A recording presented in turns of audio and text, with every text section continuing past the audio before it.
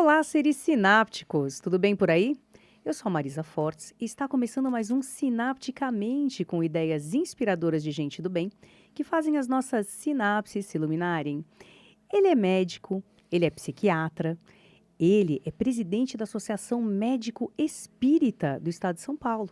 Nós vamos conversar aqui sobre as fronteiras entre a psicopatologia e a mediunidade, como identificar processos obsessivos. Nós vamos entender isso e muito mais acerca do imbricamento entre saúde mental e espiritualidade com o Dr. Marcos Ribeiro. Falei certo seu nome? Falou Você corretamente, sabe que eu Marisa. acho que eu preciso de um psiquiatra? Ah, então já achou, tá aqui no momento certo. A Que gente já vai sair daqui com bom! tudo Eu tenho uma resolvido. neura que eu vou falar o nome das pessoas errado. Será que é algum tipo de toque isso que eu tenho? Acho que pode ser uma obsessãozinha leve. Né? Fazer tudo certo, Um né? perfeccionismo lento ali. Pois é. E como é ser um médico que declaradamente é espírita, dá muito valor à espiritualidade, entende esses processos dentro da saúde mental? Porque Sim. essa linha é muito tênue, não é mesmo? É verdade, assim, é um desafio, mas ao mesmo tempo eu vejo muito como uma bênção. Isso foi acontecendo de uma forma muito natural, assim, na minha vida, né? Eu vim de uma família de berço espírita e o espiritismo, na verdade, ele chega na minha vida antes de qualquer outra coisa. Então, as coisas que foram acontecendo a partir daí, elas vão acontecendo alicerçadas por princípios, valores, que eu fui aprendendo ali com a minha família, no contexto onde eu fui crescendo. Então, isso vai complementando a partir de outras perspectivas, né?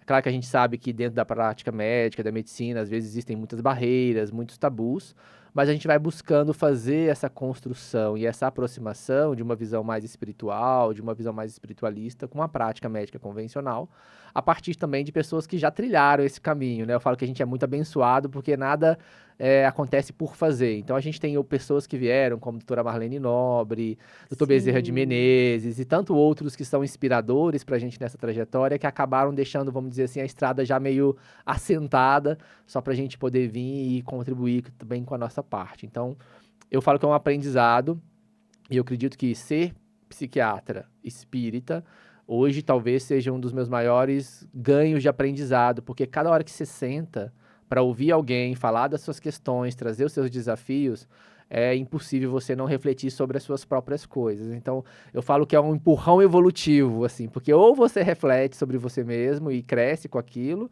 ou você não vai conseguir exercer sua profissão. Então, é quase que uma evolução compulsória, vamos dizer assim. E existem, porque assim, a psiquiatria da infância e da adolescência também é uma das suas né, especialidades, Sim. e é justamente ali na infância que a gente começa a experimentar alguma certa confusão, porque essa criança, ela está sofrendo um processo obsessivo, Uhum. ela tem uma mediunidade muito aberta, ou ela Uhum. realmente está abrindo um quadro aí que eu sei que a gente não pode diagnosticar precocemente, né, de personalidade, Sim. ou é alguma coisa mais voltada, né, a um transtorno dissociativo. Então, como que é isso? Assim, existem mães e pais que te procuram especialmente pelo fato de você ser espírita? Sim, existem muitos, acho que isso é uma abertura, não talvez só pela questão de olhar para a questão espiritual, mas até por se sentir mais à vontade de falar com isso com um profissional que tem uma leitura sobre isso, né? Então acabam se sentindo mais confortáveis para falar tanto das questões espirituais como das questões não espirituais. Na infância tem uma particularidade muito interessante que a gente tem que pensar que é um cérebro que está ainda em desenvolvimento.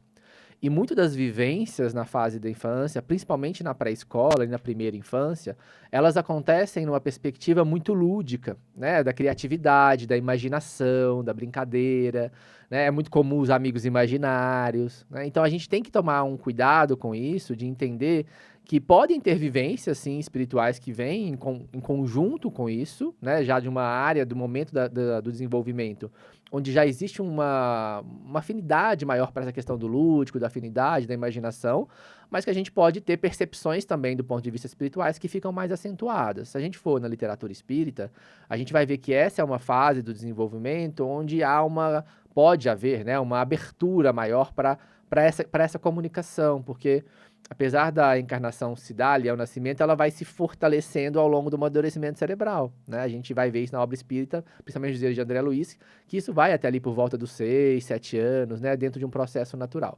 Então a criança pode também ter essas percepções, e isso não necessariamente caracteriza algo patológico. Esse é o mais importante da gente dizer, porque eu posso ter aquilo que a psiquiatria vai chamar de alucinações ou de alterações sensoriais, como ouvir coisas, ver coisas, né, sentir coisas, mesmo na infância, isso não ser algo patológico, isso ser uma experiência natural da infância, tanto do ponto de vista do desenvolvimento mesmo, como a imaginação, que a gente falou, a parte política, até como uma questão mais espiritual, assim. Então, a gente precisa ir caminhando para ver o quanto isso está afetando, o quanto não está afetando, se está gerando outras disfunções e prejuízos ou não só pela característica de ver ou sentir ou perceber algo que pode estar muito bem explicado por outras condições que não patológicas, E me né? fala uma coisa, tem os amigos imaginários, né? Então, quando a Sim, gente fala de amigos imaginários, eu penso que pode ser algo muito saudável essa experiência, sim. né? E como saber se é um amigo imaginário mesmo, ou se é, por exemplo, um espírito que está ali brincando com a tua criança e que eles são amigos imaginários, digamos, de outra ordem, Sim. que não só psiquiátrica ou psicológica. Às vezes vai ser bem difícil fazer essa diferenciação, porque a criança também pode produzir esse conteúdo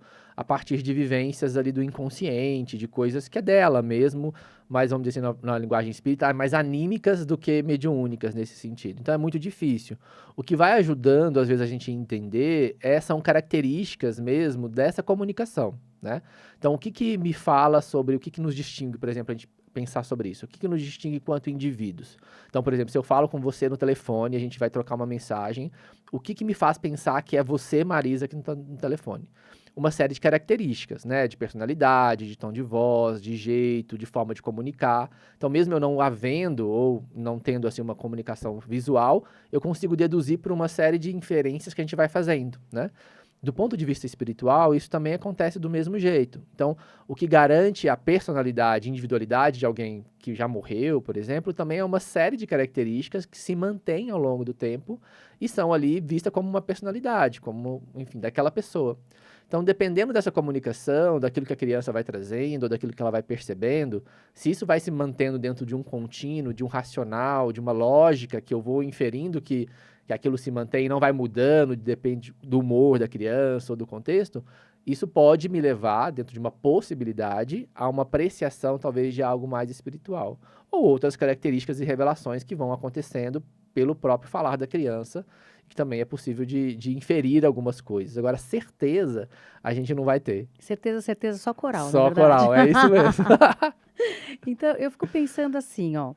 Quando é o momento, agora uma parte mais psiquiátrica mesmo, Legal. quando é o momento, quando a criança é bem pequena, assim, de começar uma medicação. Porque a Uhum, gente sabe que a medicação é uma polêmica, uhum, né? Quando você fala, vou entrar aqui com ansiolítico e tal, os pais ficam uhum, muito preocupados, porque falam, gente, se essa criança aqui com 5, 6 anos, uhum, talvez mais, já está tomando uma medicação psiquiátrica, o que vai uhum, ser dela no futuro? Então, eu queria uhum. desmistificar um pouco, Claro, né, essa questão, esse medo. sim.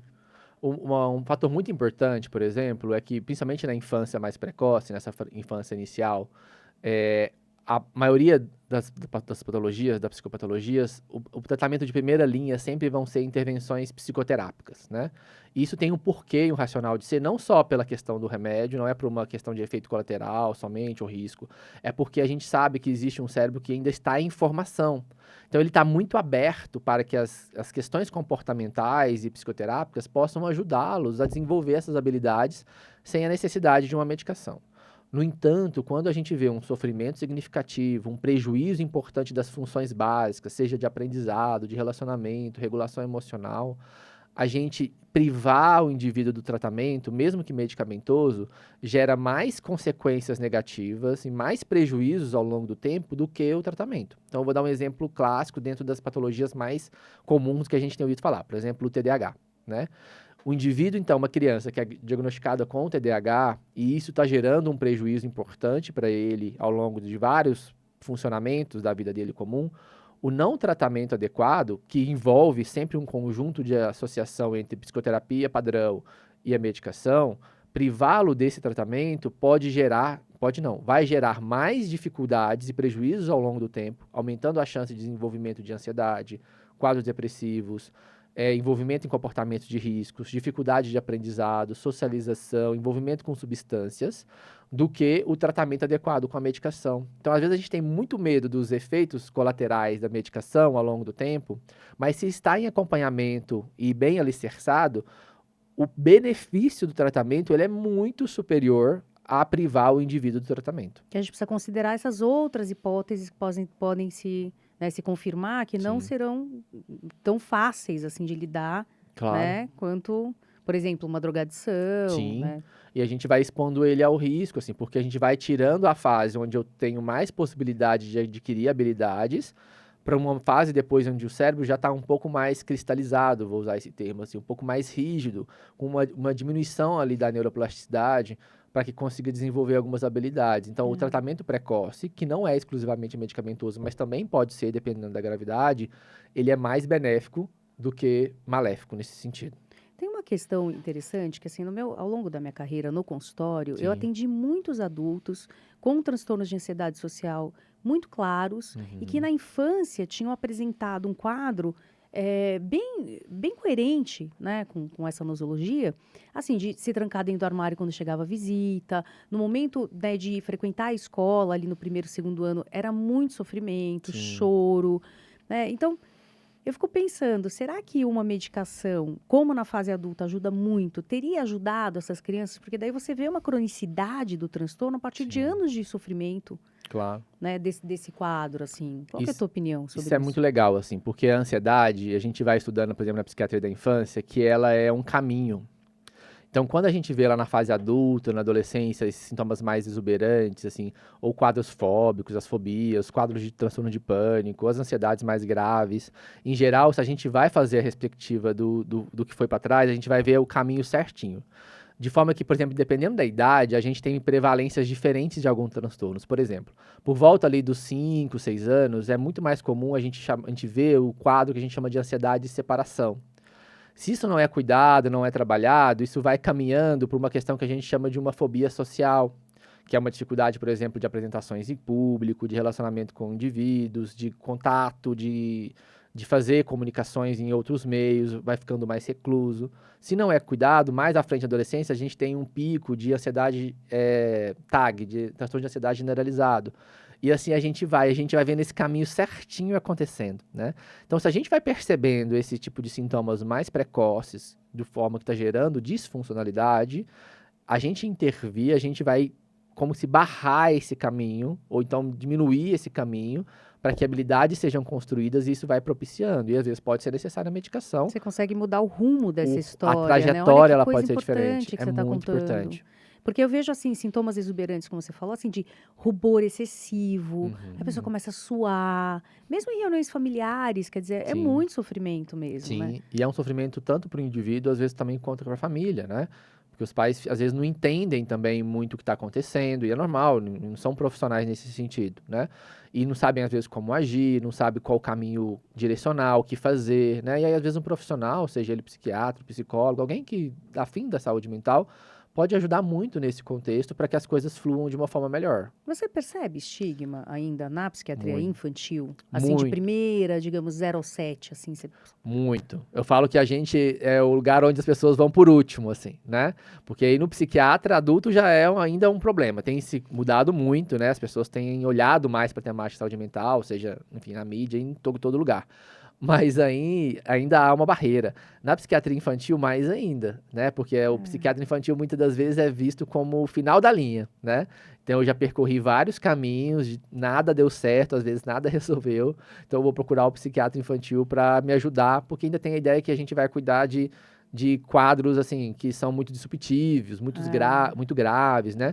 E a psiquiatria infantil, ela trabalha com desenvolvimento infantil, né? Tanto com questões que são difíceis e podem trazer problemáticas específicas, mas também incentivando condutas, comportamentos, sistemas de educação, de orientação, que possibilitam ganhos de habilidade, numa visão mais salutogênica mesmo, nesse sentido, Então, você sabe? está trazendo um ponto que você fica entre a cruz e a caldeirinha. É. Por quê? Se você não medica, paguei para nada, olha aí. Sim, Se você medica, vai dopar meu filho. é justamente. Né? Então, enxergar o psiquiatra, não só de crianças, como de adultos, como um médico que está ali só para verificar a tua saúde mental e te acompanhar, sem necessariamente medicar, porque eu já cansei de mandar paciente Sim, para psiquiatra e falar, sim, olha, vamos aguardar e vamos observar o claro. desenvolvimento da psicoterapia, né? Vamos dar um Uhum, tempo, e aí, dependendo da adaptação, a gente medica ou não. sim. Então, o médico psiquiatra não é sinônimo necessariamente de uma medicação. Justamente, é muito Falei errado? não, falou certíssimo, tá certi e isso é uma dúvida frequente no consultório, né,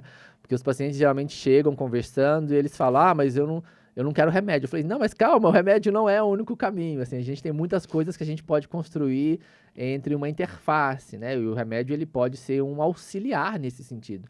Às vezes, pensando em adulto, às vezes é até mais difícil essa desconstrução de trabalhar com os indivíduos, eu me esforço muito nesse sentido de, olha, o remédio ele é um ponto do tratamento, mas se a gente deposita também toda a expectativa e toda a solução da questão somente na medicação, a gente não caminha.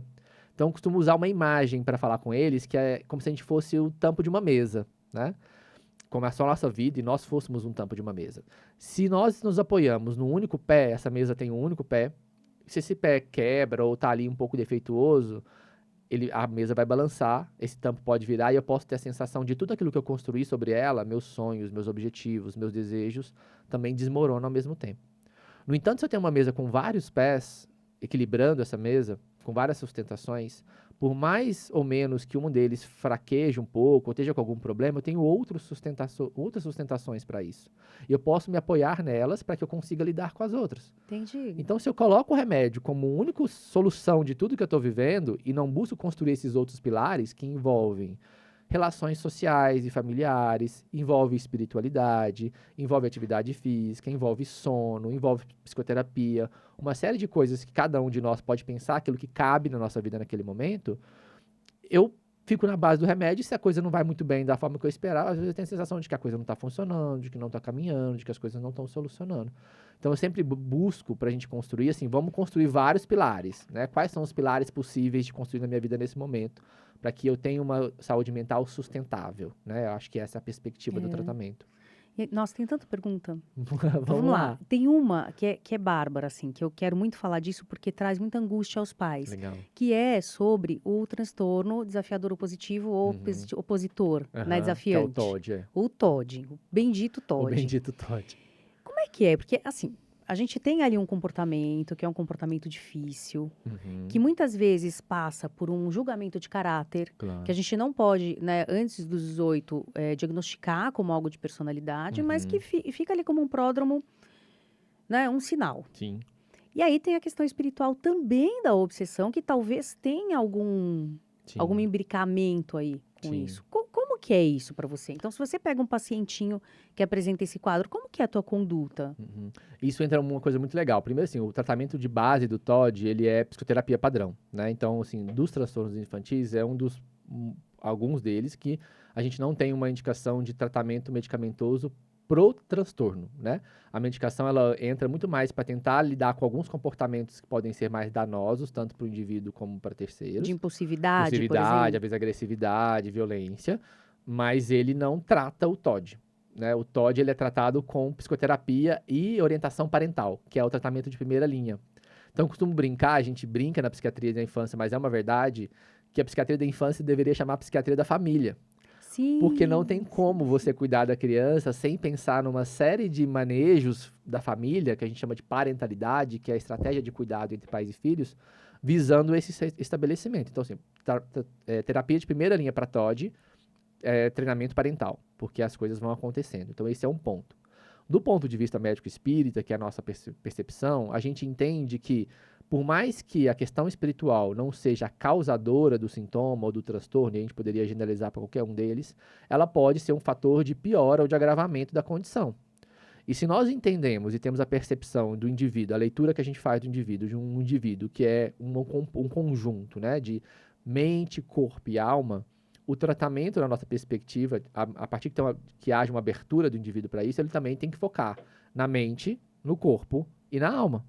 Então não dá para excluir uma coisa da outra. Então o que a gente vai trabalhar é sempre, olha, o que eu estou fazendo que está no ponto de vista mental, do ponto de vista da psicoterapia, psíquico, o que eu posso fazer do ponto de vista físico, seja a utilização da medicação ou algum outro instrumento. Esporte, atividade né? física, enfim, isso é uma coisa importante. E o que eu estou fazendo do ponto de vista espiritual. O que eu percebo na prática é que quando a gente tem uma conjuntura dessas três coisas e elas passam a funcionar a favor do equilíbrio, o prognóstico e a evolução das coisas costumam ser muito melhor, né? Tá, e se os pais te procuram fora dessa perspectiva, nem Legal. sabia que você era presidente da Associação Médico Espírita, Sim. você não coça, assim, digamos, eles são evangélicos. Sim. Aí você não vai coçar para falar, gente, mas dá um pulinho lá na igreja, fala com o pastor, Sim. porque... Como é que você faz Legal. essa intervenção? Aí depende assim? muito ali da abertura mesmo do paciente e da família, né? A gente sempre vai trabalhar com aquilo que o paciente ou a família traz de substrato e a partir daquilo a gente vai desenvolvendo. Mas eu acho que uma grande estratégia para a gente trabalhar a favor do paciente e da família é a gente partir também de princípios e valores. Porque essa comunicação de valores e princípio, ela transcende, às vezes, uma visão religiosa específica X ou Y. Então, é possível a gente falar de tudo isso, que a gente sabe que, às vezes, por exemplo, na doutrina espírita que a gente abraça, nos convida a exercitar, sem necessariamente falar sobre doutrina espírita. Então, eu posso falar sobre perdão, eu posso falar sobre altruísmo, eu posso falar sobre gratidão, eu posso falar sobre esperança, sobre fé, compaixão, empatia. E tudo isso são recursos também de fortalecimento para uma construção de saúde, né? Existe até uma visão dentro da psiquiatria que vem crescendo cada vez mais, que é da psiquiatria positiva ou da psicologia positiva, em que se foca justamente na construção daquilo que eles chamam de virtudes ou forças de caráter como promotor de saúde mental. Então dá pra gente chegar no mesmo lugar, mesmo como um bom mineiro que eu sou, indo pelas beiradas, né? Pelas beiradas, E essa ideia da gente sair de uma perspectiva de tratar de problemas e tratar de potencializar virtudes é uma perspectiva inovadora, embora Sim. tenha muitos anos já, Sim. mas agora que realmente se usa isso na prática clínica. Sim. Então, é inovadora e é muito positiva e tem tudo a ver com o espiritismo. Muito a ver. Porque o bem pensar, afinal, é fundamental para que nós possamos nos manter eficientes vibracionalmente e nos afastar de influências que podem ser negativas. Sem dúvida. E aí vem numa proposta que eu acho que é muito mais alinhada mesmo essa perspectiva consoladora, assim, que é de promoção de algo positivo. E vai nos distanciando de uma visão, às vezes, que a gente vai arraigado assim na história, daquela ideia de castigo, de punição, de culpa, seja por questões que forem, que muitas das vezes leva a gente para um lugar muito mais de aprisionamento, de remorso, do que de produção de coisas positivas, né? Sim. Então, costumo dizer, eu estava falando isso hoje cedo, conversando com alguns amigos, né? Que a vida, eu acho que ela tem que ser vista como se fosse um carro. Imagina que a vida é um carro que a gente está dirigindo, né?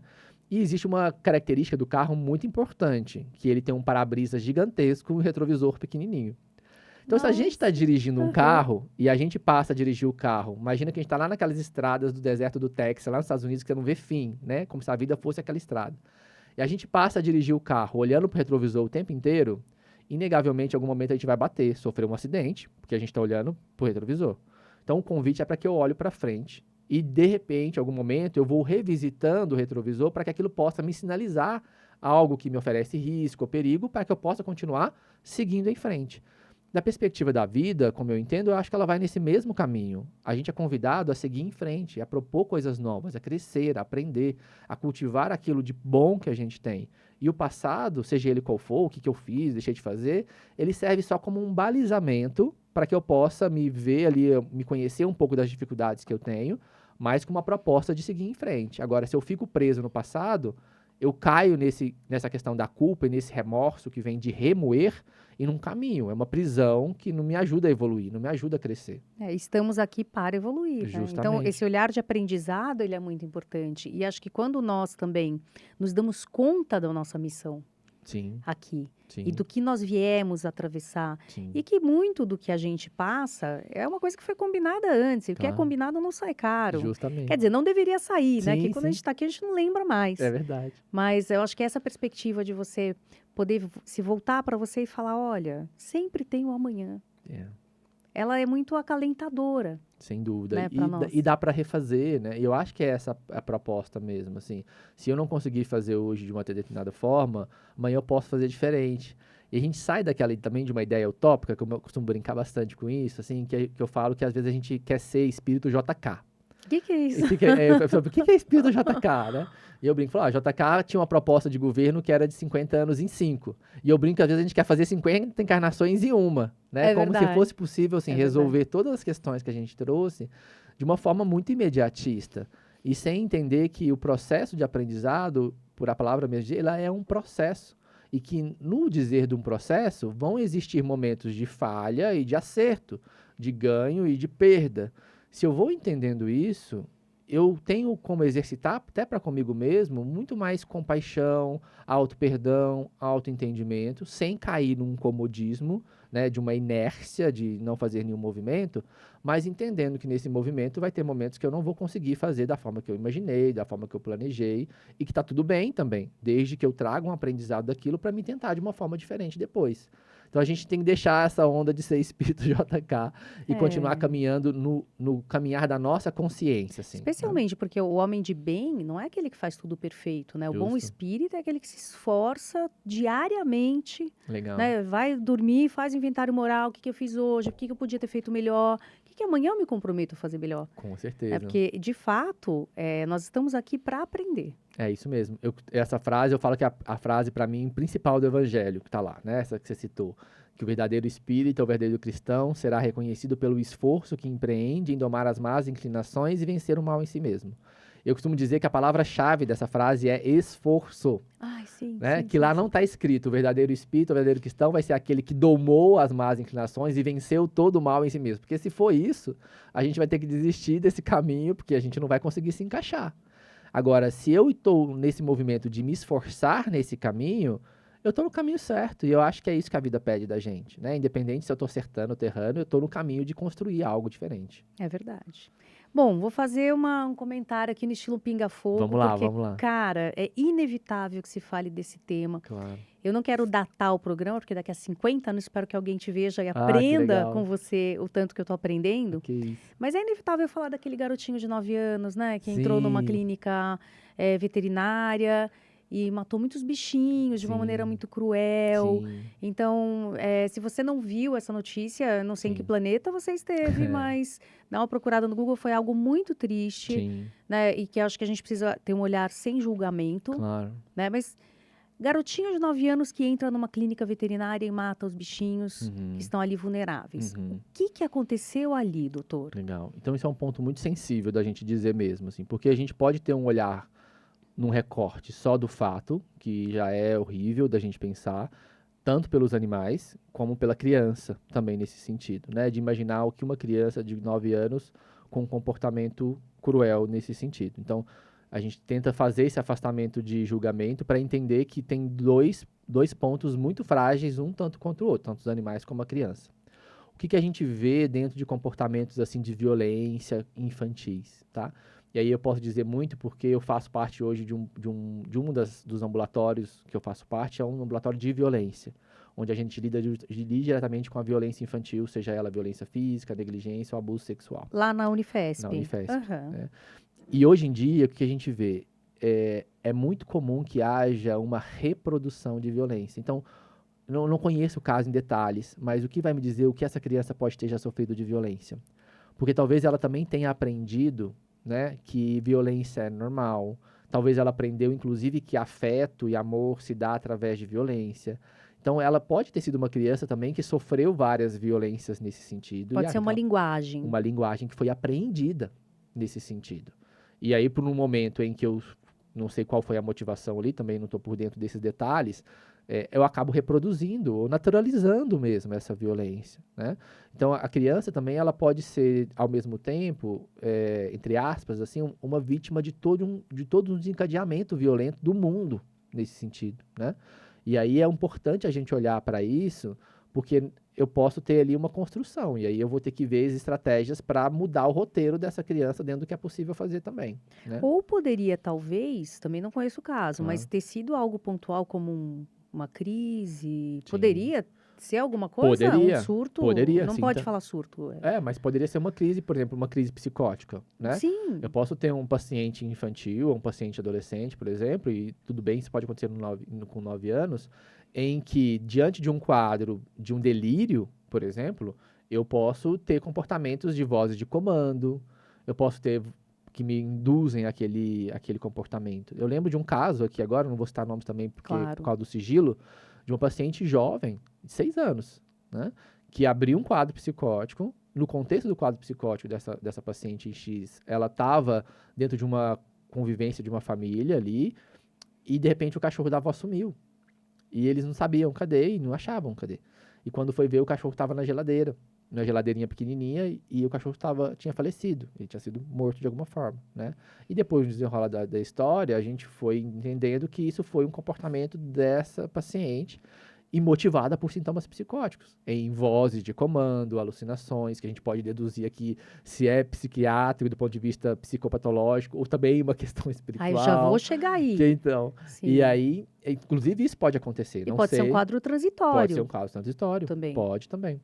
Então, são muitas coisas que podem justificar ou explicar esse comportamento, assim, né? Então, apesar de ser uma coisa horrível, eu fico muito sensibilizado também pela criança, de imaginar o que se passou ou que se passa na cabeça, no coração, na vivência dela, para um comportamento desse, assim. E também por uma comunidade talvez menor, o estigma que essa criança vai precisar enfrentar, Muito. essa família, Sim, né? Então, sim, assim, realmente a gente precisa se solidarizar com isso, claro.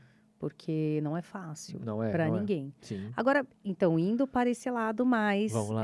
da espiritualidade, Sim. poderia ter havido ali forças que acabaram, de alguma maneira, influenciando nesse Sim. comportamento Acho que destrutivo? sim, assim, pela ótica espírita a gente consegue deduzir que isso é possível sim, né? A gente sabe que é influência, né? E aí se a gente for entrar dentro da temática espírita mesmo, pensando nos quadros obsessivos, a gente pode ter aquilo que a gente chama de obsessões graves, né?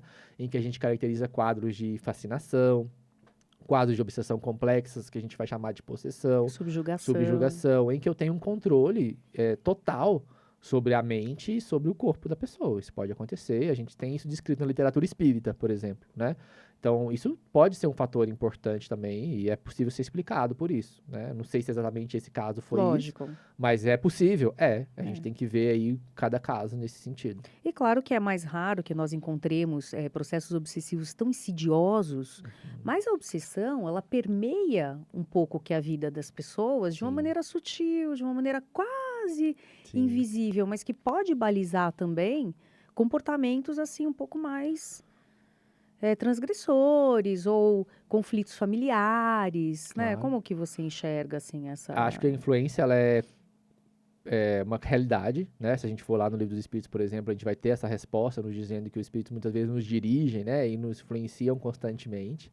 Mas tem um ponto muito importante nesse tema, que é que isso se dá através de duas palavrinhas-chaves, que eu costumo dizer, que é afinidade e sintonia. Aham.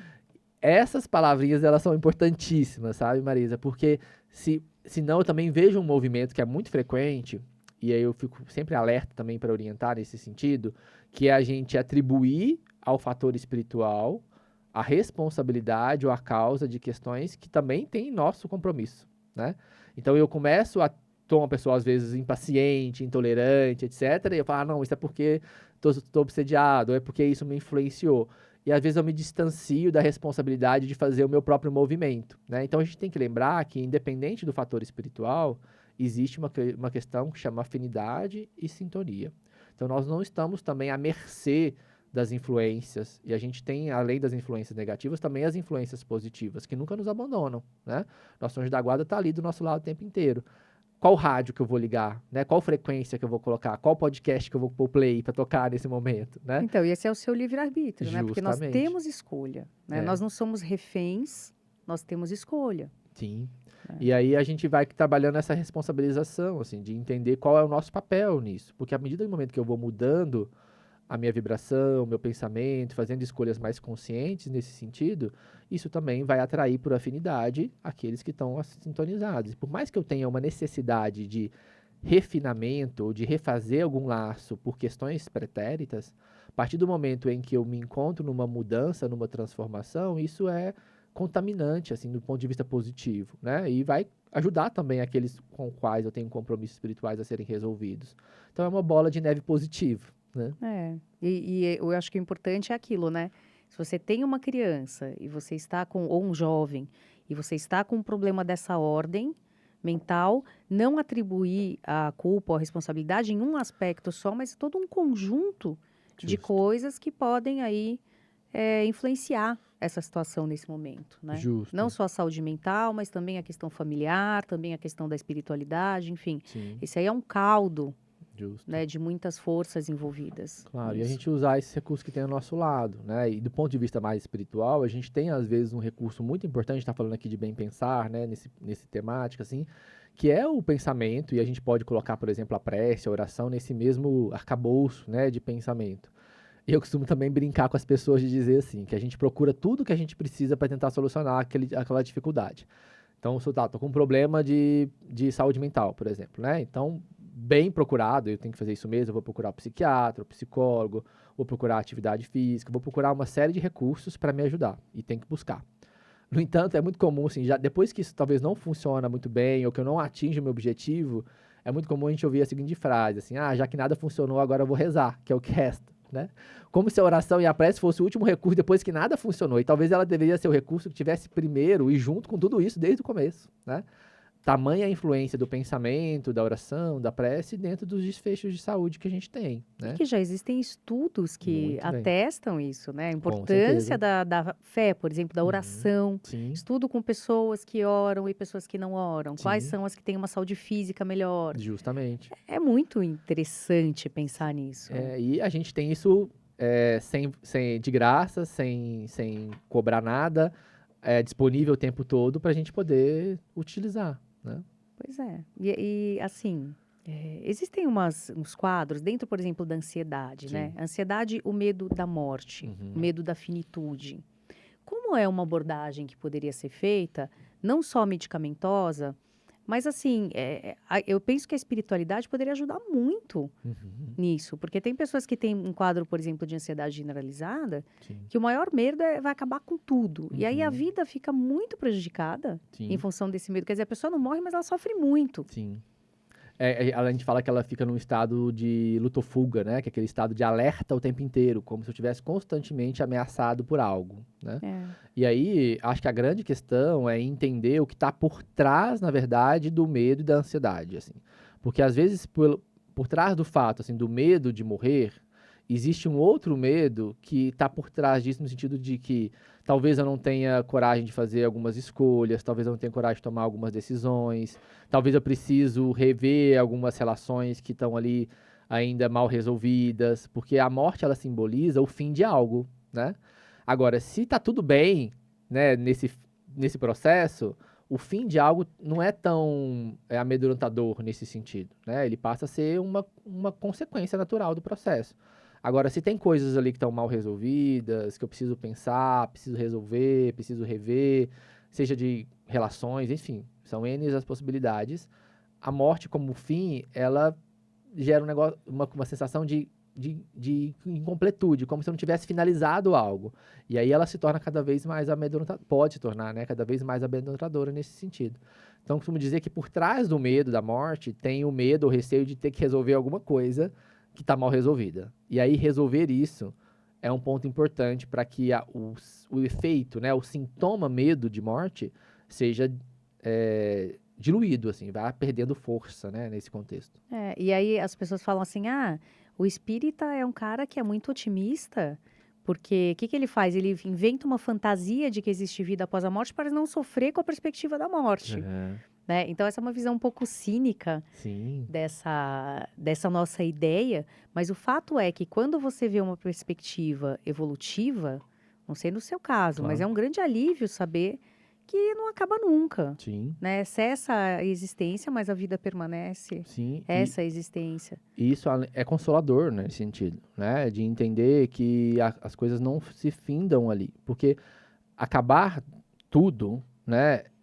Se constrói, se aproxima assim de uma imagem muito parcial, às vezes punitiva mesmo da criação, se a gente fosse pensar nesse sentido, né?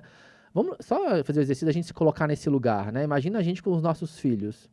Imagina a gente com os nossos filhos que tiveram uma vida, com os seus equívocos, seus facetos, enfim, e de repente, olha, acabou. Então daqui não tem mais jeito, ou não vai existir mais nada, e você não vai ter contato com mais ninguém, que você amou, que você se esforçou, que teve toda uma luta, ou você vai ser condenado, por exemplo, a permanentemente permanecer no inferno ou no céu pelas escolhas que você fez nesse período, né?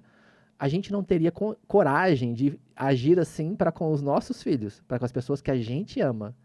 E se a gente for pensar que em comparação à criação, universo, energia, como a gente quiser chamar, a gente é tão ainda imperfeito em relação a essa grandeza, o que dirá essa perfeição para conosco, né? Então a gente imagina que se a gente não tem esse sentimento para com aqueles com os quais a gente ama, essa criação, Deus, enfim, não vai nos tratar dessa forma. Então, a ideia de continuidade, ela nos aproxima, no meu entendimento, muito mais de um Deus de amor, de acolhimento, de misericórdia, que está aqui nos ajudando para que a gente possa crescer e se aperfeiçoar, do que de uma visão punitiva, de castigo, ou mesmo a ausência de alguma força que explique tudo isso, que a gente não consegue explicar só pela matéria. E tem um aspecto assim importante, que pensar nas crianças, né, como o futuro, Uhum. e pessoas nas quais seria muito interessante a gente investir. Sim. Como é importante, seja dentro de qual religião for, qualquer Uhum. uma, você dá uma educação baseada em valores, Sim. né, cristãos, por que não? Sim, sim. Né? De Então, respeito, de altruísmo, respeito, fraternidade. Então, por exemplo, no Espiritismo nós temos ali as escolas de moral cristã, Sim. né? Qual que é a sua opinião sobre a influência dessas escolas nos nossos jovens, nas nossas crianças? Legal. Eu também conversava disso hoje de manhã com os Nossa, amigos. não tem Tá coincidência. no mesmos papos aí, tá muito É. bom. E aí eu explicava uma coisa que é muito importante a gente entender. Não sei se todos que nos escutam sabem disso, mas, por exemplo, o nosso cérebro ele não nasce pronto, né? A gente nasce com um pré-modelo ali formado, mas tudo aquilo que a gente vai aprender a ganhar de habilidades e ferramentas, isso só se constrói do ponto de vista fisiológico e neurofisiológico através de estímulos, né, que a gente vai sofrendo a partir das experiências que a gente vai tendo. Então, se a gente pegasse um bebê numa situação hipotética, por exemplo, garantisse todas as necessidades básicas de sobrevivência, como alimentação, proteção, segurança, e a gente deixasse ele fechado numa sala escura durante 10 anos, e a gente fosse lá conversar com ele depois, a gente não reconheceria ali um ser humano. E todas as habilidades que hoje pra gente são muito naturais, por exemplo, de raciocínio, de emoção, de sentimento, de pensamento, de atenção, de memória, não estariam desenvolvidas. Porque elas não se desenvolvem sozinhas, nosso cérebro não tem essa programação. Ela se desenvolve através das relações, através dos estímulos. Então, se eu não coloco esses estímulos de valores, de princípios que são construídos aí desde pequeno, E que são relacionais. são inteiramente relacionais, não tem como aprender de outra forma, eu não crio a base para que eu lide com isso, para que eu tenha substrato para isso. Então, fica muito difícil ir incorporando isso, inclusive depois em outros momentos de vida, ou ir assimilando, porque eu perco uma fase do desenvolvimento infantil, que a gente comentava no início, que é uma fase muito crítica de experiências precoces, em que eu tenho uma abertura maior para isso, e que depois fica mais complicado. Só para finalizar esse tópico, para entender, é igual aprender inglês. Se eu estou numa escola bilíngue desde pequenininho e vou ali numa escola bilíngue, eu saio falando fluente inglês, com sotaque, né? Sim. Perfeito. Vai aprender inglês depois dos 40 anos. A dificuldade que é muito mais difícil, porque o cérebro está mais cristalizado, a neuroplasticidade já diminuiu um pouco para algumas funções, né? Então isso vai nesse mesmo raciocínio, a construção dessas relações ela é primordial na infância. Teve uma história dos bebês romenos, não tinha dos bebês da Romênia, Sim, lembra sim, disso? Que eles sim. eram cuidados por profissionais, mas eles não tinham esse cuidado afetivo, Sim. né? E acabaram se tornando crianças que desenvolveram até uma intelectualidade um pouco mais inferior, Muito. mais embotadas, né? Com Mas no certeza. momento em que elas passaram a receber estímulo, Uhum. elas floresceram muito rápido. Sim. Ou seja, o cérebro humano é uma máquina maravilhosa. Maravilhosa. E a base desse estímulo, principalmente em infância, a gente falando aqui de saúde mental, né? As pessoas me perguntam, assim, o que eu poderia fazer de melhor, de prevenção, de estratégia de prevenção para meu filho e para minha filha, que seja o melhor, o best do best, vamos dizer assim, né? E, seja aqui no Brasil, nos Estados Unidos, em Londres, qualquer lugar do mundo. E o que a gente sabe é que uma estrutura de um afeto seguro na primeira infância, que vai do 0 até os 5 anos, é a estratégia isolada de proteção de saúde mental infantil. Então, se eu consigo garantir esse investimento de afeto seguro, o que é afeto seguro? Boa. É um equilíbrio entre uma compreensão de imagina um gráfico, 2 eixos, né? Entre limites, regras e frustrações e compreensão e acolhimento. Se eu consigo construir uma parentalidade, que são estratégias de cuidado, em que eu construa esse equilíbrio entre compreender no momento de difícil, de tristeza, de falta, de acolher, entender ali o sentimento, me aproximar da criança, mas também proporcionar situações de limite, de frustração, de regras, eu vou construindo um modelo de cuidado que a gente chama de autoritativo, que é um modelo de prevenção de saúde mental primordial na infância. Então, a criança ela vai tendo uma referência de uma figura de cuidado, em que se ela está vulnerável, ela busca aquele cuidado, mas também ela vai tendo um norteador do que pode, do que não pode, do que falta, do que não falta, e eu vou construindo essas ferramentas para lidar com a vida depois. Mas, Marcos, temos que fazer uma cartilha disso, Vamos. querido. Você tem uma cartilha Já disso? existem muitas, a gente tem que fazer outras. Porque você tem a teoria do apego, né? Do Bowlby, Sim, que é justamente, maravilhosa. Você tem justamente. várias, mas realmente umas boas práticas, assim, seria muito legal a gente ter uma cartilha de boas Sim. práticas nesse aspecto. Existem muitos trabalhos nesse sentido, né? Assim, mostrando a importância disso, e isso tem que se tornar cada vez mais evidente, pensando em educação, infância, em desenvolvimento infantil. Tem Então, a disciplina a positiva, disciplina né? Que é positiva, e que a gente precisa também ter esse equilíbrio, né? Entre o acolhimento e o limite, a regra. Algumas pessoas fazem uma leitura errada da disciplina positiva, como se fosse ao tempo todo eu me colocar de igual com a criança, né? Como se eu fosse colocar ali no mesmo nível. Mas a relação de pais e filhos, ela é importante que ela haja uma uma diferenciação, hierarquia, né? uma Óbvio. hierarquia. Aham. Porque senão eu não vou dar o substrato, inclusive, de pareamento para aquela criança, para que ela entenda outro modelo. Se eu me aproximo do modelo dela, é como se eu tirasse o estímulo necessário que é importante para que ela desenvolva outros modelos de referência. Mas a nesse disciplina sentido. positiva não é sobre isso. Não é sobre Não isso. é Mas sobre as pessoas isso. fazem uma leitura errada disso. Ela né? é sobre você validar o sentimento do outro, porque o outro Sim. tem todo o direito de sentir isso. Sim. Se sentir frustrado porque Claro. não tem o que quer, Sim. né? Quem ele seria se não Sim. manifestasse isso? Claro. Mas aí a gente vai propondo, então, os limites de uma maneira mais assertiva, com Justamente. palavras melhores, Justamente. né? Palavras menos Comunicações violentas. não violentas. Sim, Né? Um sim. trabalho maravilhoso também. Muito legal. E É que tem isso aí. tudo a ver com o espiritismo. Tudo a Porque o ver. que é o espiritismo, senão a caridade no contato com o outro, Sim, né? A ausência de orgulho, de inveja. claro. O desenvolvimento justamente desses valores, assim, de É. virtudes e forças que são espirituais, no sentido da existência do espírito. Porque, na perspectiva espírita, depois o corpo vai embora, né? A figura que a gente foi, a personalidade que a gente teve, aquilo que a gente construiu, vai acabar um dia, né? Agora, aquilo que a gente angariou enquanto instrumentos de forças, né? E virtudes e princípios, a gente leva com a gente. É. E como que é, assim, a sua prática no dia a dia, então? Legal. Você gosta do que você faz? Eu amo o que eu faço. Como que é, assim, um dia típico? Sim. Você pensa, assim, nos casos difíceis e aí depois Sim. junta com a família e dá uma força? Como é que... Eu vou formular melhor. Tá. Como é que ser espírita te ajuda a ser um baita médico, Sim. psiquiatra de crianças e jovens e adultos também, mas Legal. Eu acho que o que o espiritismo maior me fornece de instrumento é o entendimento daquilo que eu estou percebendo, daquilo que está se apresentando, enquanto alguém que precisa de cuidado. Porque às vezes nem sempre é muito fácil, né? A gente está falando de transtornos mentais, assim. Então, às vezes a gente pode se deparar com questões que são confrontativas. Então, a gente às vezes é também ameaçado, vamos dizer assim, é colocado. E se a gente não tem essa visão de que a gente está tratando com alguém que está doente na nossa frente, às vezes a gente pode criar uma postura de julgamento, de condenação, de irritação, né? De não querer cuidar, de ficar achando ruim com aquela pessoa, né?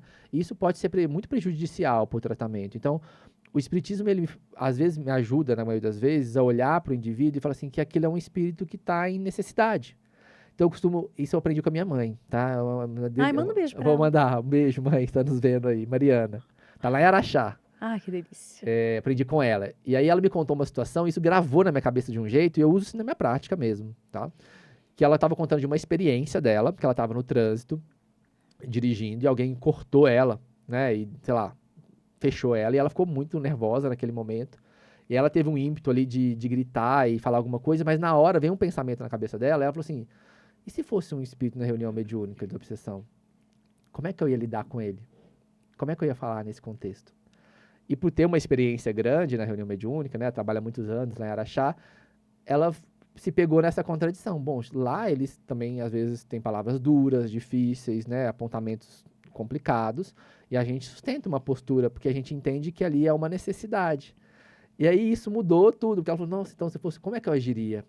Então, isso fixou para mim de um jeito, porque às vezes, mesmo em situações muito difíceis de lidar, seja pelos sintomas da própria doença, ou pela dinâmica mesmo, que envolve, às vezes, ali, a família, etc., eu também me pego, mas se fosse na reunião mediúnica, como é que eu ia fazer?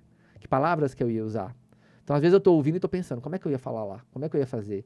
Porque isso te tira de um funcionamento automático, às vezes que você vai na reação, e você passa a sair da reação para a ação, uma ação mais consciente. Não, mas então eu vou usar essa palavra, eu preciso entender que é uma dificuldade, isso não é sobre mim, não é sobre quem eu sou. Então, eu acho que esse é o maior ganho que o Espiritismo me dá, no sentido terapêutico, é essa perspectiva. Da perspectiva individual, foi aquilo que a gente comentou, assim, porque cada um que entra, cada história que eu escuto, eu não consigo sair dali sem pensar na minha própria história. Então, eu falo que a cada paciente eu sou convidado a fazer uma revisão da minha própria vida.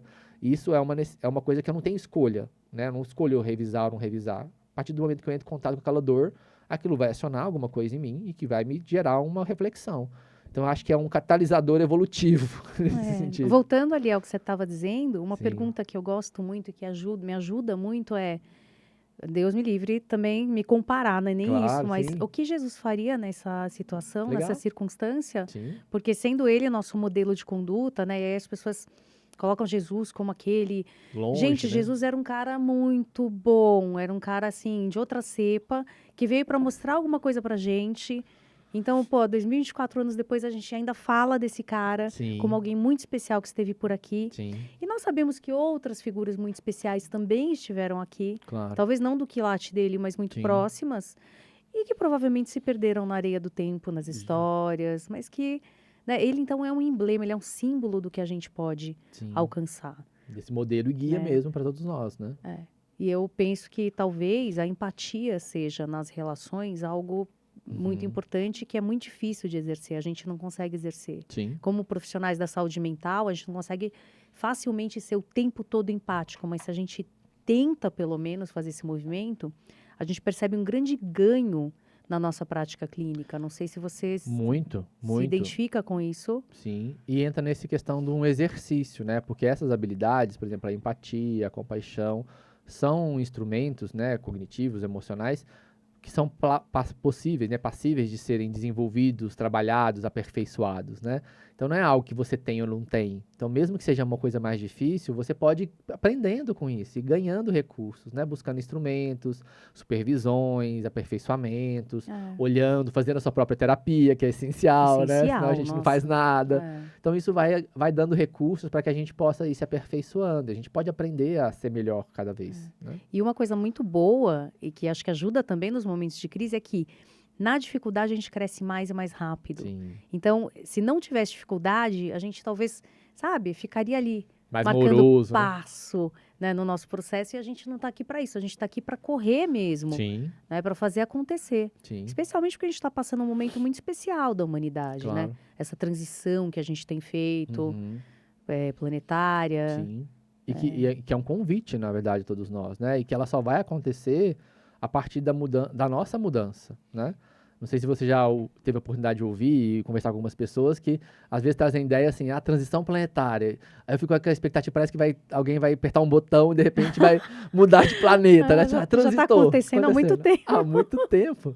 E ela é algo que acontece a partir de nós, né? Isso que é o mais importante É da a gente nossa tomar mudança a nossa que mudança. faz acontecer. Não é um mundo que vai acontecer por ele de uma hora para outra. É. A partir do momento que a gente muda, a psicosfera do planeta muda, a humanidade muda e as coisas mudam, né? Então a gente precisa mudar a gente primeiro, antes de tudo. E temos que ficar espertos, né? Sim, Para não sermos os novos exilados de capela. Porque Justamente. senão, Daqui a ó, pouco a gente nem aqui fica, né? vamos pro planeta chupão todo mundo. É verdade, vai ser para outro lugar. Então é um chamado de atenção, né? Para a Sim. gente poder se melhorar cada vez mais. E assim, a gente já está se encaminhando no final, mas tem mais Não. uma pergunta. Não, vamos Como lá. psiquiatra, Legal. né, especializado também nessas reflexões, Uhum. você acha que o mundo está mudando para melhor, embora não pareça? Sim. O que você acha? Acho Assim? pergunta maravilhosa. Maravilhosa, muito boa, inclusive. E eu tenho uma figura também de imagem que acho que para mim mostra tudo isso. Primeiro, a gente parte de um princípio que está lá no Livro dos Espíritos, que é a lei do progresso, né? Então, se a gente parte da lei do progresso e a gente encara como uma lei, então a gente entende que não existe atraso ou retrocesso, né? Existe uma progressão. Só dessa perspectiva, a gente já tem uma base, vamos dizer assim, teórica, filosófica da doutrina, nos dizendo que as coisas tendem a melhorar e que a gente está vendo talvez seja só uma percepção, talvez limitada da nossa parte do todo, né? Desse caminho como um todo. Então, esse é um ponto de partida. Mas para ilustrar isso, eu gosto muito de uma imagem que eu ouvi de uma vez, acho que foi de uma palestra, alguém citando, ou não sei onde eu ouvi, do Sai Baba. E que ele vai comparar, o Sai Baba é um guru indiano, e ele vai comparar o mundo com um quarto escuro.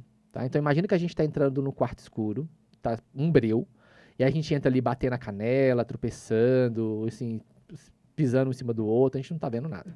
A partir do momento que a gente vai caminhando enquanto humanidade, e a gente vai ampliando a nossa consciência, é como se a gente fosse girando o interruptor desse quarto.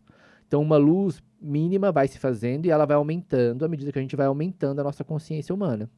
Só que a partir do momento que eu vou aumentando essa luz, eu começo a perceber coisas que estavam nesse quarto e sempre estiveram ali, mas que eu não percebia e não me movia porque eu não enxergava elas. Então eu começo a ver os móveis de maior magnitude, depois pequenos detalhes, começo a enxergar a teia de aranha, a sujeira que estava ali, que sempre esteve, que eu não percebi, e aquilo passa a me incomodar mais e me gerar uma necessidade de arrumar, de consertar, de colocar no lugar, de resolver aquela coisa que não é esperada naquele quarto. Então eu vejo a evolução humana muito nessa imagem. Então, à medida que a gente vai caminhando e evoluindo, a gente passa a perceber coisas e a se indignar com coisas que sempre estiveram ali, mas não nos traziam indignação, ou eram muito naturalizadas. E a gente pode ver isso em várias questões, né? Seja, por exemplo, questões raciais, a gente pode ver isso em questões também filosóficas, a gente pode ver isso em questões de orientação sexual, a gente pode ver isso em várias questões. Duelo, por exemplo, se a gente for pensar 200 anos atrás, pouco tempo, era comum e aceito socialmente que você chamasse a pessoa para duelar e fosse lá e batalhasse e desse um tiro na rua. Ninguém ia ser preso por isso, né? E isso hoje é uma coisa que não é plausível, não se espera, né? Então, eu acho que muito daquilo que a gente percebe como uma coisa assim que está muito pior, talvez seja a nossa percepção de nos indignar mais com coisas. Então, a gente está melhorando e a gente está percebendo coisas que não cabem mais na nossa sociedade e aquilo gera uma situação de comoção mesmo, né? Eu acho que esse é um ponto importante, assim. E junto com a consciência vem a responsabilidade. O Justo, conhecimento implica em responsabilidade. Porque se a justo. gente sabe, a gente não pode mais retroceder nesse conhecimento, É, não tem como. né? E aí, como é que você explica essas crianças que já nascem com uma consciência que a gente não sabe explicar, que é, por exemplo, de não comer carne, Uhum. né? De não. A gente vê os comerciais, eu adoro ver o comercial porque ele Sim, é um reflexo mesmo, né, do sim, tempo evolutivo da gente. sim. Aquelas crianças que você fala, bate nela. E a criança olha pra gente como se estivesse falando um Absurdo. absurdo e se nega a bater, até chora Sim, diante dessa perspectiva. Não é uma lindeza ver isso? muito, Essa muito. geração chegando já com valores estruturados. Com certeza. O que explica isso pra gente é a reencarnação, não tem outra explicação, né? Seja em talentos mais, vamos dizer assim, emocionais, né? De princípios, até talentos outros, como música, né? Você vê uma criança de 5, 4 anos tocando uma obra musical, né? De um bar, de uma coisa que você fala assim, como assim? Não tem como explicar isso se não for uma coisa que foi aprendida antes, assim, né? É. Então eu acho que a reencarnação vem nesse sentido, a gente já tem essa proposição lá no livro Obras Póstumas, né, Kardec vai dizer desse período de transição e ele já vai nos sinalizar que viriam muitos outros, né, com outros valores para nos ajudar nessa alavanca, né, nessa aceleração dessa mudança. Então a gente está vendo isso acontecer a todo tempo, assim, né? É E a gente isso. precisa estar aberto e entrar no bonde para a gente não ficar fora dele. E aprender com eles, E né? aprender com É eles, isso aí. justamente. Bom, vamos falar de Mednesp, né? Vamos lá, Olha, lá. gente, um super evento, Verdade. maravilhoso. De 19 a 21 de junho do ano que vem. Parece que tá longe? Piscou, chegou. Já tá lá. Conta um pouquinho sobre o que é isso Vou e para contar. quem se interessa pela doutrina, como é que vai rolar esse evento? Muito legal. Eu vou estar lá, viu? Ah, tô te esperando, Ai, viu? quero ir lá. Convidadíssima para estar Vou lá. conosco. Conta. O Mednesp, hoje, ele vai comemorar no ano que vem, né? 30 anos da fundação da Associação Médico Espírita do Brasil. Ele é um congresso que acontece de 2 em 2 anos e ele envolve discussões referentes à temática de saúde e espiritualidade, que abarcam desde temas espíritas, mas também temas de outras espiritualidades, vamos dizer assim, e a interface disso com a saúde, né? Aí, psicologia, Psicologia, cardiologia. cardiologia, saúde mental, saúde física. Ele não é um congresso voltado exclusivamente para profissionais de saúde. Ele visa linguagens que vão em direção a todos os públicos, sejam eles profissionais ou não. Tem mesas, salas separadas. existem muitas experiências imersivas, de experiências, de internalização mesmo dessas vivências. E hoje a gente conseguiu essa construção, né? Muitos que vieram antes, na verdade. Hoje ele é o maior congresso de saúde e espiritualidade do planeta. Do planeta? Do planeta. Quantos congressistas A vocês gente estão... tem um número de congressistas de 1.700 a 1.800 pessoas. My God. E, pasme, a gente já tá chegando em 1.000 inscritos. E a gente tá em 1001, porque eu vou me 1001 inscrever. hoje. Olha, Aí, 1001. ó. E a Vai ser em gente- São Paulo. Vai ser em São Paulo, no espaço Vila Blue Tree, ali pertinho da Marginal, chegando ali no Portal do Morumbi. Um espaço lindo, que eu brinco que, assim, ele é um espaço todo horizontal, cheio de natureza, buganvília, uns banquinhos de madeira. Então eu tô brincando que a gente vai ter 3 dias no nosso lar. Falando de Pensei saúde e nisso. espiritualidade ali, os 3 dias. Aham. São mais de 70 palestrantes do Brasil e do mundo, Vocês com vão diversos transmitir temas. pela internet? princípio, não. É, porque senão as pessoas não vão, A né? princípio é um evento presencial, Tá. porque tem muitas questões que são muito da vivência ali do dia a dia, tem muitas experiências imersivas, acaba perdendo um pouco. Mas vamos ver como que as coisas vão caminhando aí, dependendo do número de inscritos, como que a gente vai chegar. A gente vai combinando isso ao longo do processo, mas por enquanto só presencial. E ainda dá tempo das pessoas inscreverem trabalhos ou já fechou? Ainda não abriu para trabalho científico, você fala? Ainda não abriu, vai partir agora de novembro e dezembro, vai começar as inscrições para trabalhos científicos. Olha lá, gente. Tanto para apresentação de pôster como para apresentações orais. Existe uma premiação para esses pôsteres, que é o Prêmio Marlene Nobre de Produção Científica. Ai, a Madeleine. Em homenagem a essa que construiu tudo isso, né? Marlene Nobre foi a fundadora da Associação Médica Espírita de São Paulo e do Brasil e construiu essa trajetória aí toda para nós. E tem uma premiação também para os melhores trabalhos, há uma comissão científica, então também estão convidados a participar, trazendo aí os seus trabalhos nas suas casas espíritas, aquilo que vocês têm produzido. Fica o convite para todos. E tem site? Eu sei que tem o site da associação, que é o Aham. amesaopaulo.org.br. Sim. E o Mednesp você encontra lá dentro? Isso, tem Como o que site é? próprio do Mednesp, tá lá dentro também, mas tem o site do Mednesp, que é mednesp2025.com.br. Então, mednesp2025.com.br. Pessoal, vamos fazer parte dessa história, não podemos perder. Não Eu perca. vou me inscrever já. Olha aqui. E depois, desde 2009, ele não acontece aqui em São Paulo. Então, é a primeira vez desde 2009 que ele vai acontecer aqui em São Paulo. Ele nasceu aqui, teve toda uma transição aí por vários estados do Brasil, né, enfim. E agora ele volta para casa no aniversário de 30 anos. Vai bombar. Vai bombar, é uma festa gigantesca que a gente está apresentando. Gigantesca no sentido da construção de valores ali, e a gente espera todos vocês lá Gente, conosco. e vai ter assim, o Rossandro, Haroldo Dutra, pessoal, essas estrelas aí que a gente tem. Tem amigos muito queridos que já estão confirmados, como Rossandro Klinger, Andrei Moreira. O Andrei, olha só. O Alberto Almeida, Roberto Lúcio, doutora Irvênia, uma série de... Irvênia veio Irvênia aqui. é uma querida. Um beijo, Irvênia, pra você. Beijão. Então, assim, a gente vai ter pessoas muito legais para estar trocando e aprendendo junto com a gente. A gente vai falar sobre muitas coisas legais, né? A gente vai falar sobre luto, a gente vai falar sobre chakras, a gente vai falar sobre terminalidade, cuidados paliativos, a gente vai falar sobre infância, desenvolvimento, a gente vai falar sobre meditação, oração, sobre espiritualidade nos hospitais, nas casas espíritas. O bem pensar, O bem porque é pensar, fundamental. sobre o Flourish, que é essa perspectiva da psiquiatria positiva, da psicologia positiva.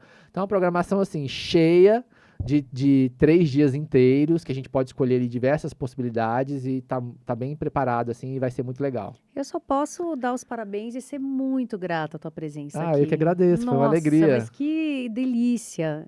E eu quero te pedir, então, para olhar para sua câmera. Claro. E assim, uma pessoa que passa por uma grande tribulação, nessa nossa área de saúde mental, que talvez tenha aí um jovem em casa que está em sofrimento. A gente sabe que hoje em dia, gente, isso infelizmente está muito comum, Sim, né? Pessoas querendo tirar a própria vida, sem ver o sentido da existência. sim. Então, que você pudesse dar uma palavra de conforto, de aconchego, de encorajamento para essas pessoas. Claro. Bom, o que eu poderia finalizar dizendo para vocês que existem caminhos de ajuda em todas as soluções, né? Então, se você está passando por alguma dificuldade, seja pessoal, seja com um familiar, o primeiro ponto é buscar ajuda, né? Procure um profissional que você confie, que tenha uma boa formação, que possa te auxiliar nessa trajetória, e os recursos eles vão sendo construídos a partir daí, seja com instrumentos medicamentosos, psicoterápicos, espirituais. A gente é possível sair disso e ter um caminho diferente. Claro que isso às vezes vai exigir um certo esforço, um certo movimento, mas é muito mais fácil quando a gente faz esse movimento com alguém juntos, trabalhando em favor dessa construção do que caminhar sozinho. A única alternativa que não é uma alternativa é desistir. Isso eu sempre falo com os pacientes. Desistir não é uma solução, né? E não vai resolver nada nesse sentido. Então, vamos buscar aquilo que vai nos ajudar, nos fortalecer, para que a gente tenha uma vida mais tranquila, mais feliz, e a gente seguir aí num caminho de crescimento e de aprendizado. Sem palavras para te Eu que agradecer. agradeço, foi uma Foi alegria. muito maravilhoso. Obrigado Muito obrigada. você. Muito boa sorte no Mednesp. A gente se vê Obrigado. lá. Estaremos lá contando com E você. olha, que felicidade ter você aqui. Aprendi muito hoje. Obrigado, Marisa. E é isso aí, terminamos mais um Sinapticamente. Muito obrigada pela sua presença até aqui. Muito obrigada por fazer parte dessa história. E lembra, cuida de você. Um beijo.